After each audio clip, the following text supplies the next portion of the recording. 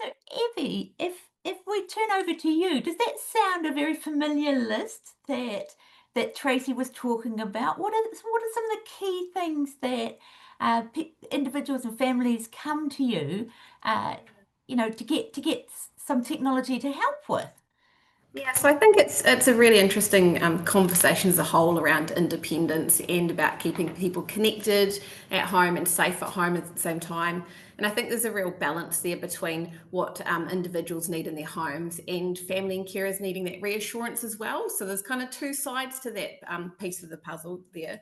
I would say that technology is only part of the solution. It can help, but it's not a cover-all, and it is something that we design and manufacture here in Christchurch and really create things to help solve people's needs for independence in the community.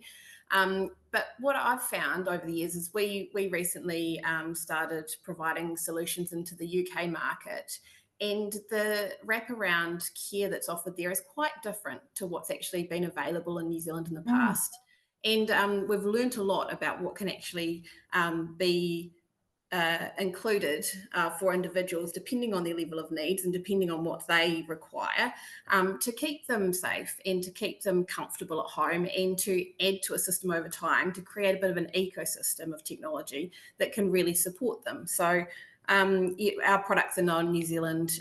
We supply monitoring centres like Hatohone St John, ADT, Chubb Vital Call and Freedom Medical Alarms with medical alarms, and people know our products as the base unit and the pendant that sit in the home.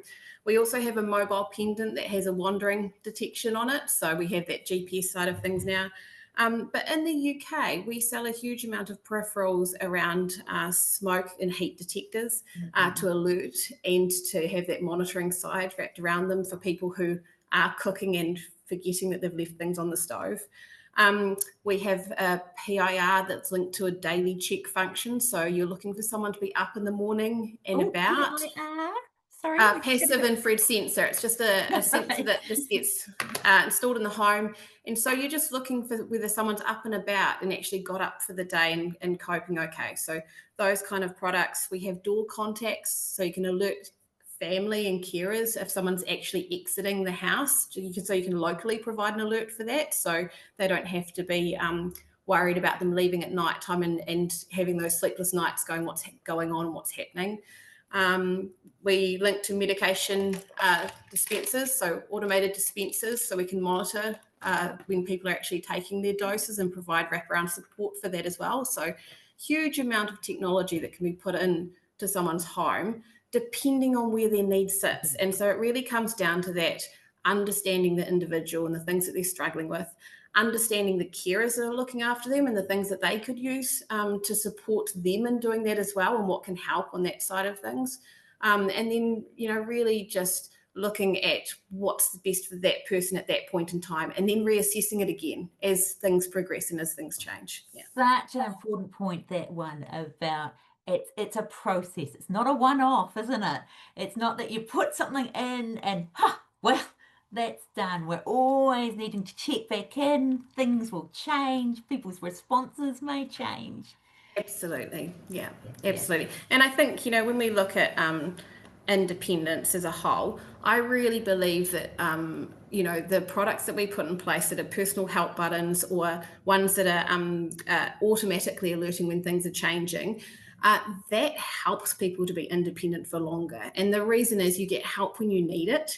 And it's a backup system for situations where things might not be going to plan. And if you look at the adverse impacts of people being left for long periods of time without help in those A long situations, lie is a a bad long thing. lie, those kind of scenarios, you're going into hospital, you're going into care after that, and it really changes the trajectory of their lives very quickly if they don't get that immediate support. So I see that as being the real value of technology in maintaining people's independence as well. It helps them to get back into their own homes faster, it keeps them there for longer, and it really gives their carers and their whānau around them that confidence that they're actually being managed okay. And when things change, that should change as well. So I just think it's a whole complex web of things you have to navigate. But I don't think that, it's not insurmountable. And there's a lot of products out there and a lot of solutions out there that can be added together to build a really nice package around someone to really support them.